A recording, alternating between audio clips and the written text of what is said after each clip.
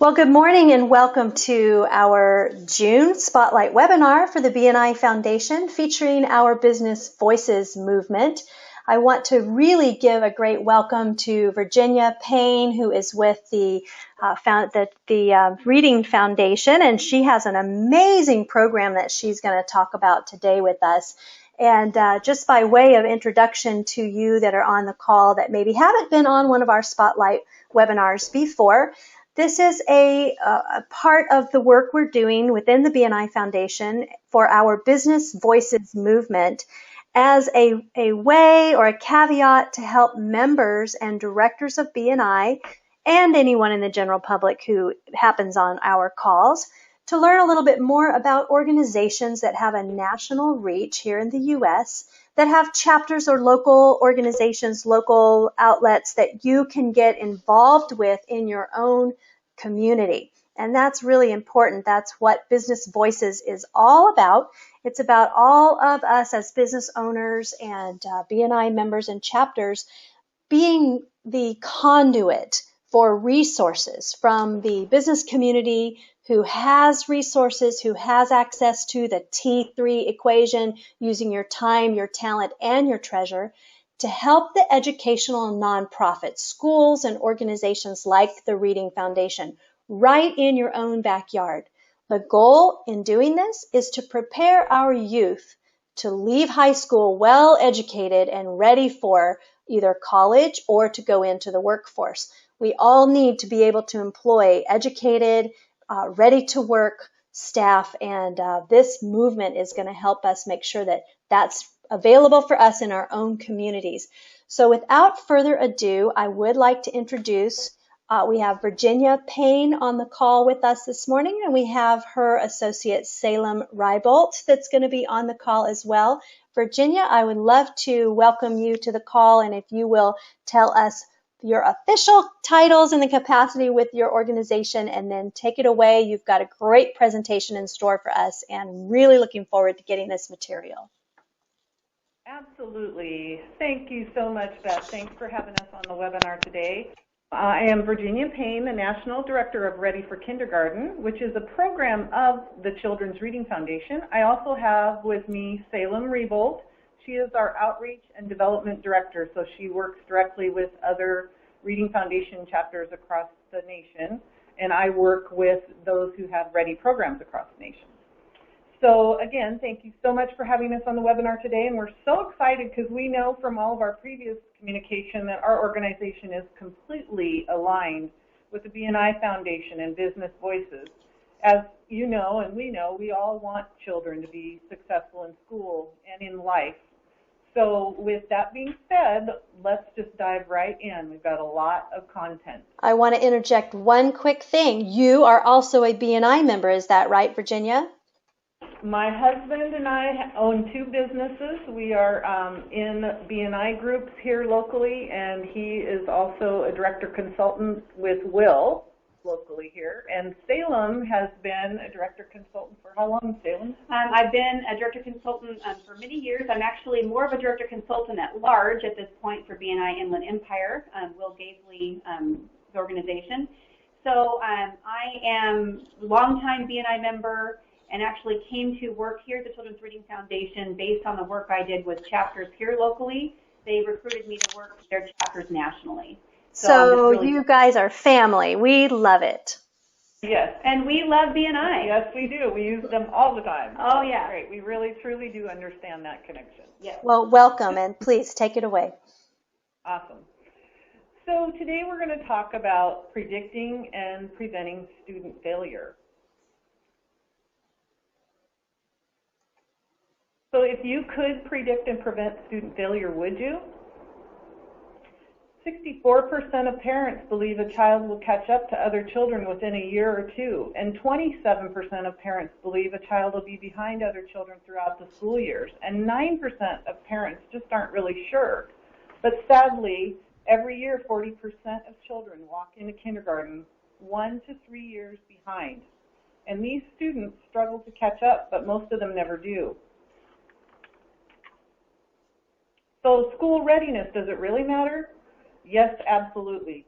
The most predictive factor of school success is the skills a child has on the first day of kindergarten. It's in the homes and not the schools that the 5-year literacy gap before kindergarten is created. As any kindergarten teacher can tell you, children don't start school with the same language and literacy skills. On day 1 of kindergarten, there's a 5-year range that persists through 12th grade. I can speak to that directly as I taught kindergarten, 1st, and 2nd grade for 15 years. And every year I would see this 5-year range. Out of every 10 children in an average school district, 2 enter kindergarten with the language and literacy skills 2 to 3 years below grade level. That's the red and orange circle you see on this slide. 2 enter a year behind, that's the yellow circle. 2 enter at grade level, that's the green circle. And the top 4 children will start 1 to 2 years above grade level. That's the blue and teal circles up here.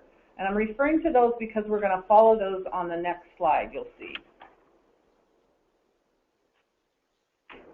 A child's learning from birth to 5 is critical, and it determines their kindergarten starting point. And there you see those circles again that we talked about on the slide before. Although most parents believe children who start behind will catch up within a year or 2, that is not the reality. Students who enter kindergarten have a monumental undertaking to catch up with their classmates. Using data from more than 8 million students nationwide, the dots on this graph represent the vast range of skills children have when starting kindergarten. The data is grouped into those colored bands matching entering kindergarten levels that we showed on the previous slide. As students progress from grade to grade, they typically make 1 year of academic growth for each year in school. It's extremely hard for students to move beyond the band where they started school because they need to achieve their normal year of growth plus another year of growth or more to move up a level. So students who enter kindergarten 1 to 3 years behind their classmates, the yellow, orange, and red bands, will have a very difficult road ahead to move up even 1 level without a massive amount of intervention. In fact, 80% of students remain within the same band their entire school career. Highest performing students have only a 6% chance of dropping out of high school. Yet sadly, the lowest group of students have a 55% chance of dropping out of high school. And it's also important to note that the highest performing group has an 81% chance of going to college, while the lowest group have no chance of going to college. So, as you see from this slide, all children can and will improve and make that year's worth of growth, but most will never catch up to their classmates. And this means that these starting points that we talked about matter. So let's look at this data another way. If we look at the range of 2nd grade reading levels, that's those range, that first dot there, when does a student in the lowest group, right here, finally read at the same level his or her higher peers was able to read in 2nd grade? It's not until 7th grade. That is 5 years later. And this matches that 5-year range in kindergarten skills shown previously. Teachers do an amazing job trying to catch kids up every year, as well as providing those students who are in the higher groups suitable learning experiences. So students at all levels make growth, but the gap remains. The 5-year gap in reading scores exists even before the 2nd grade, as Virginia just said. And other research proves that the gap exists before children begin school. As Virginia said, schools do accomplish this single year of growth for nearly all children, regardless of the parent's socioeconomic status, educational level, ethnicity, but schools cannot effectively close multi-year gaps. There simply isn't time. It's important to realize that before the 3rd grade, students learn to read. And after 3rd grade, they must read to learn.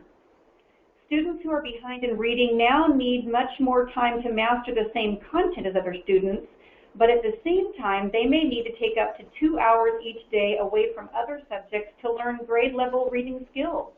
And by high school, it's much harder to keep many of these kiddos in school, let alone have them get in 2 hours of remedial reading.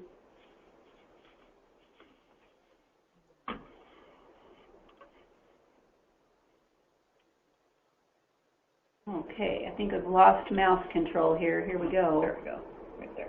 Sorry about that. But really, the good news is there's something that you can do about it. The most predictive factor of school readiness is the skill the child has on the first day of kindergarten. So how prepared children are when they enter kindergarten matters. So what can you do? It's in the home, not the schools, that the 5-year literacy gap before kindergarten is created. And the easiest place to change the child's academic trajectory is during the years of birth to age 5. So those first 5 years, wow, is all we can say. A child learning from birth to 5 is critical, and it is during these years that strong brain connections are formed that determine how children will think, learn, and grow. The parents and caregivers of the top 40% of students ensured their children were ready for kindergarten and school success by doing a few key things. Reading 20 minutes every day to their children beginning at birth, talking to them, and spending another 5 to 10 minutes each day on an age-appropriate literacy, math, or social skill. And this daily routine gave those children their best lifelong advantage.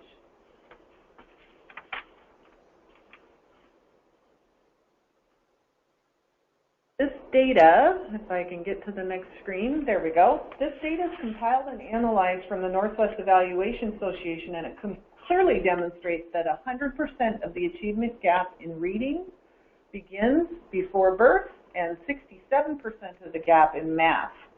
That's pretty astounding. If you do not know the name James Heckman, he is a professor with the University of Chicago and a Nobel laureate in economics. I highly recommend you find more information about him on his website. But Professor Heckman found that early nurturing, learning experiences, and physical health from birth to age 5 greatly impact success or failure of the student in school and in society, and that the most economically efficient time to develop these skills and abilities is in the early years when developmental education is most effective.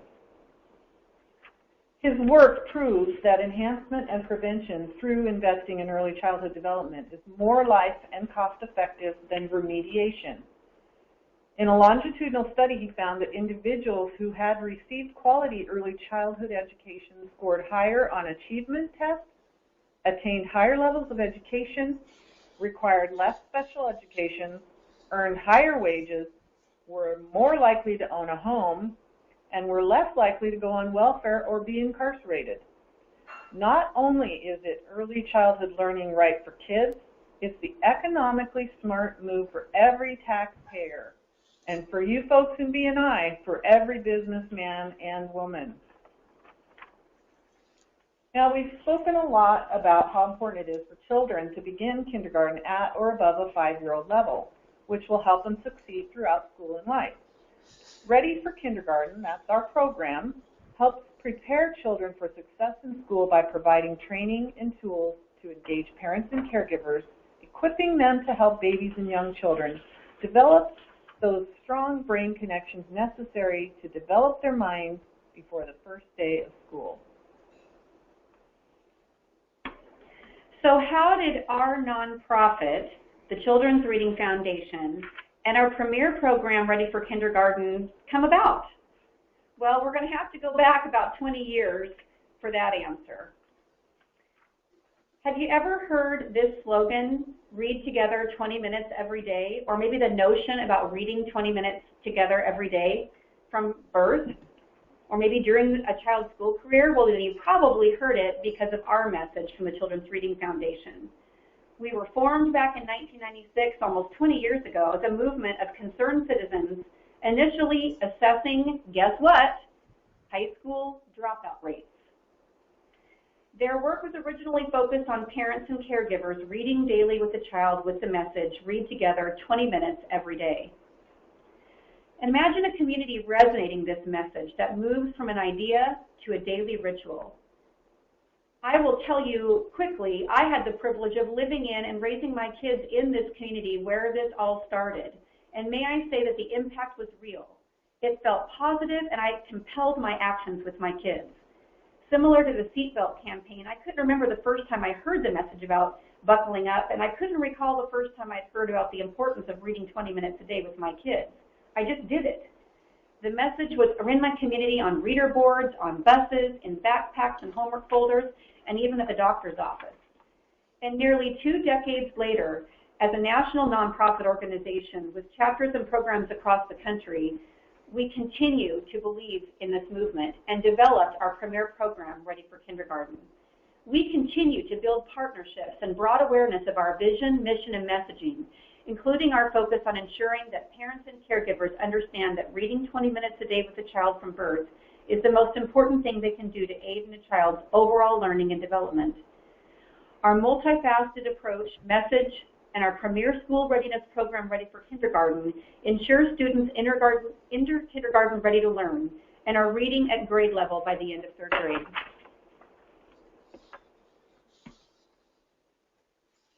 As part of the work, oops, I went ahead one, sorry. Let me go back, sorry, back up. Nope, I'm going forward. Let's see, here we go, let's back up. That's the slide I want right there. So, as Salem mentioned, the Children's Reading Foundation got its start about 20 years ago with that message of reading 20 minutes a day, and they felt that if you could just do one thing and one thing only with your kids, that would be it. As they continued their work, the Ready for Kindergarten program was developed in about the year 2000-2001 using groundbreaking research by early learning experts at the national headquarters here in partnership with the Kennewick School District to support the goal that 90% of students would read at or above grade level by the end of 3rd grade. Now, being a teacher myself in the past, that was a very bold goal 15 years ago, but one that was achieved. A few years after launching Ready for Kindergarten, the 90% reading goal was met, and now school districts across the nation have this same reading goal. Today, Ready for Kindergarten is the national model for school readiness, engaging parents and caregivers in their child's learning from birth to age 5. Ready provides training and tools equipping parents and caregivers to help babies and young children develop strong brain connections for success in school and life. The foundation of the Ready program is our 26 age-level targets or measurable skills in these areas, language and literacy, math and reasoning, and social and emotional. These are the skills the typical 5-year-old must have by the time he or she starts kindergarten. We developed these research-based targets working closely with families, scientists, and educators during a 7-year span. Parents and caregivers aim for these targets in supporting their child's intellectual, social, and emotional growth. This just gives you a peek at, go the other way, a peek at our targets. This is a poster that we can offer online as well. I know you can't read them very well, but this is the proprietary Ready for Kindergarten age level developmental targets, and it details the 26 different target areas that define what a child should be able to do at each level between birth and age 5 to be ready to enter kindergarten. And again, these targets are the foundation of the Ready for Kindergarten program. Now, we have examples like this from around the country of this kind of success with our program, but here's just one. Panhandle Alliance for Education in Idaho reports that 44% of their Sandpoint School District children entered kindergarten testing below proficiency for learning readiness. But after the first year, and every year since starting the Ready program from birth to 5, 90% of students entered their school testing above kindergarten readiness levels. Ready for Kindergarten is in 25 states across the nation and growing, and in the fall of 2014, the Children's Reading Foundation was awarded an Innovative Approaches to Literacy grant through the U.S. Department of Ed. And this 2-year grant is for $3.8 million, helps to provide our groundbreaking literacy and early learning initiatives to those communities who need it most. So what we do matters, and what you do matters too. Take a minute and look at this video we created to help you see our point.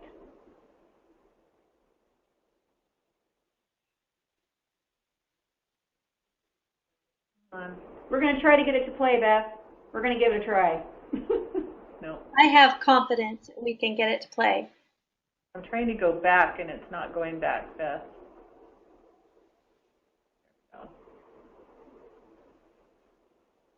There we go. There we go. Okay, here we go. Every year, all across America, 4 out of 10 kids are already behind on the first day of kindergarten.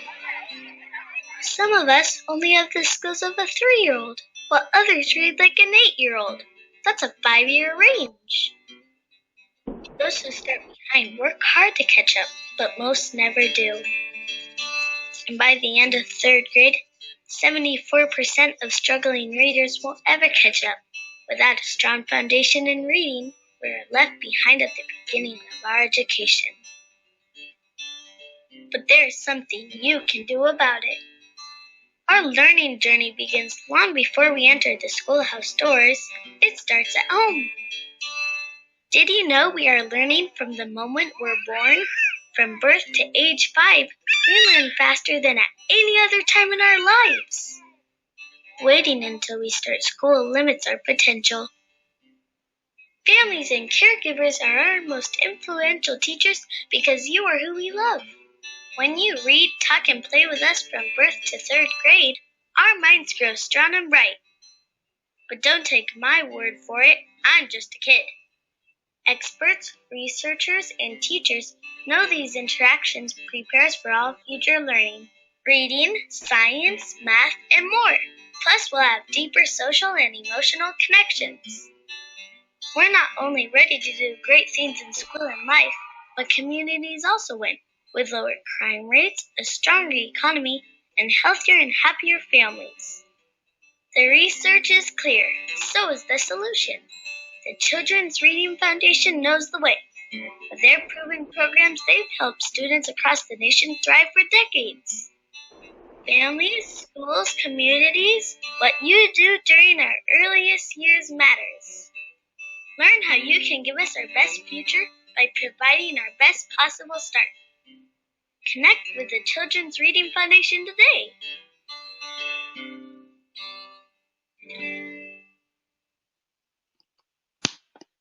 Oh, that's really great. Thank you. Thank you so much. So audience, our question for you is, what are you going to do? What are you willing to do to make a difference? And because we are in a BNI, friend setting here, I think the coolest thing that we could do is to speak your language. So the number one thing that you can do, what BNI could do to make a difference, would be to find a local program. And you can connect with us. There's going to be a slide here in a minute that will show you how to get in touch with us. Find a local Ready for Kindergarten program or a local chapter of the Children's Reading Foundation, and then just explore what it would take to help, to find out more about what they're doing, to ask those 5 questions, to figure out how connected those groups are to their school districts, so that those important 5 questions can be asked and answered, and those needs can be uncovered. But the second thing that you can do, my BNI friends, is to give us some referrals, and also to refer to those local programs if you can. But if you wanted to connect with us, one of the things that you could do to ensure a relevant future, a literate society, and a free country is to really think about who do you know that are state early learning directors? Do you have friends, neighbors, in-laws, outlaws who are involved in early learning? We would love to be connected with those people because those decision makers can fund programs. Our program is always, always, always free to parents. But there becomes a burden of economic need to be able to fund the program for the parents. So we also need connections to community foundations, corporations, and others with funds and a mandate to do social change. You think about different companies that are doing, things for good. Well, we know that that's becoming very, very high up on the priority level for business owners, is to do good and give back. We would love to know who those folks are and be connected with them and show them that equation of not only your T3, the time, treasure, and talent give back, but also this, amazing return on investment in early learning.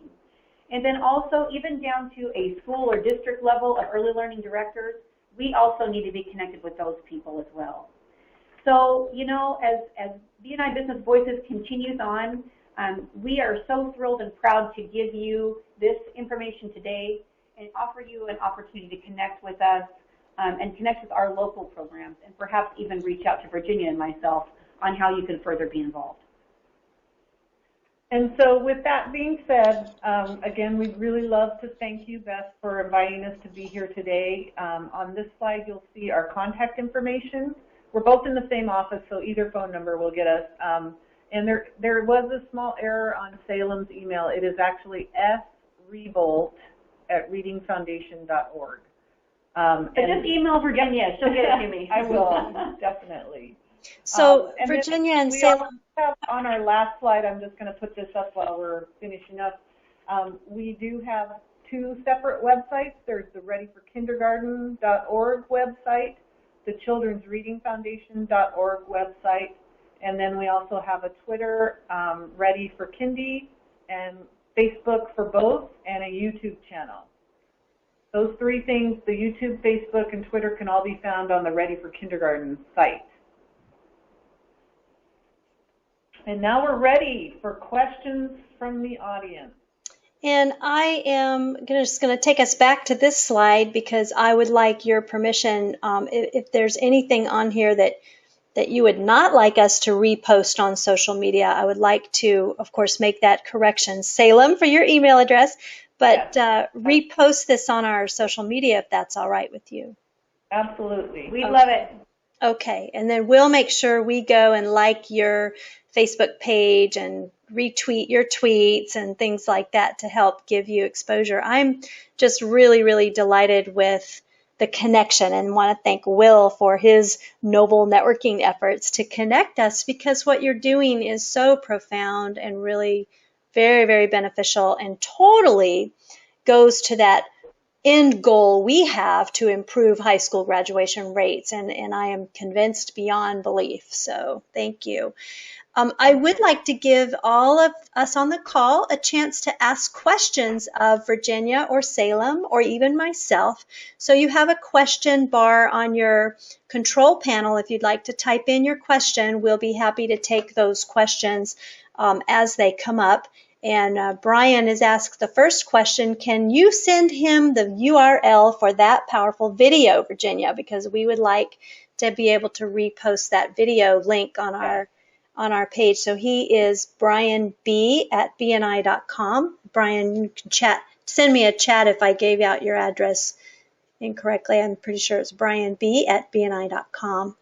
Okay. And we have a question from Lonnie that says, is there a way we can have the target page sent through an email? She would like to review it and she would like to forward the video to her team. So yes, I can send that page to you, Lonnie. And if anyone else would also like that, you can send me a request, Beth Meisner at BNI.com, and I will send you whatever content. I know Brian will be posting some of the pages up on the social media, which he does with our calls, and we can get that out to you, yes. Glenn has a question. Oh, go ahead, Virginia. If folks would go to the readyforkindergarten.org website, on the right-hand side there's a little button you can click that says Request Free Materials, and that will get them onto an email set of emails that we have, and one of those emails contains that target poster, and there are lots of other information in those emails as well, but if they go there and just enter their name and information, they will start to receive those 4 emails that come along, and they'll get that information in those emails. And they can also pass that link to other folks who are interested as a way to get them some more information. Even if they don't know all the information, that's how they can pass that on. We are also letting people know that they can go to our Facebook page, and that video is being shared there as we speak. Excellent. Great. That's an easy way for your folks to get it is our amazing social media specialist is already on it. Mm-hmm. So by the way, was a BNI member for many, many years. I love the synergy. That's wonderful. So we have our next question. This one I'll throw to you, Virginia and Salem, so you can address this one. Glenn asks, how should we start the conversation with early school directors? What would that look like? So as being a teacher and having been in this position for 7 years, I believe the first question you would ask someone is literally, does your school have a problem with children entering kindergarten not ready to learn? And I guarantee you their answer will be, yes, we have that problem, and it's very, very big. Nationwide, it's 40 to 50% of kids are entering kindergarten not ready. And that costs thousands, hundreds of thousands of dollars to school districts every year in remediation costs. And as you saw in our slide presentation, the catch-up is not happening. And regardless of the work that schools do, and they do a lot of work to remediate, to give kids exactly what they need, but it takes monumental effort. If a child enters 2 years behind, just think of this. They have to make 2 years of catch-up growth and a year of regular growth every year to catch up. It's monumental. Mm-hmm. So that would be the first question I would ask. In areas like Austin and Southern California, one of the problems, and I've gone to a center here that, because you guys aren't in Texas yet, is the language issue. We have so many non-English speaking kindergartners coming in. So now they have to learn English, much less even being taught to read in their own language, which is not happening either. Correct. And, you know, the beauty of our program is we offer it in English and in Spanish, which means that Spanish-speaking parents can come to the class and get all the materials that they need in their language. However, we've had people use it with non-Spanish-speaking, non-English families as well. So we've had, you know, Somalis and Russians and Vietnamese and just every, you know, anything you can think of, we've had folks use it because it's very adaptable. And so it's the beauty of our program. It's well done, it's well laid out, it's well researched, it's kind of turnkey for folks to get the program going. And as Salem mentioned, funding is generally the biggest barrier. So if you folks are out there talking to people and you hear of foundations who have a mandate to meet this need of parent engagement and getting kids ready for kindergarten, we have a program for them if they have the funding. Could I ask a question? Go ahead, please. If a BNI chapter or a region wanted to sponsor a program for a school, what would the cost be to sponsor a program for a school?